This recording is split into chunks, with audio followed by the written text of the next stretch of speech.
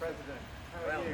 How are you? Really good to see you. Good to see you. Very good to see you. You brought us with you. Well, there we go. Like I say, I've got my coat for later. But your team have been fantastic. Thank you for getting me here. It's been excellent. Yeah, thank you so much. I'm glad we could make that a reality.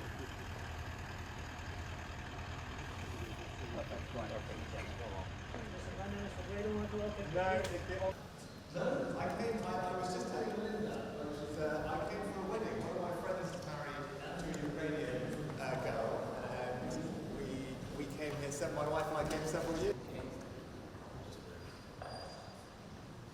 Yeah, it was very nice. So it was we had a very nice. It was very nice.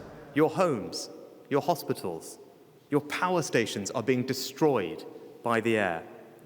So to help you defend yourselves, we are today providing new air defense support, including 120 anti-aircraft guns, radar, and anti-drone equipment. We're extending our training for the Ukrainian armed forces to include specialist expertise from UK medics and engineers. And we are stepping up our support to help you through the cold, hard winter ahead.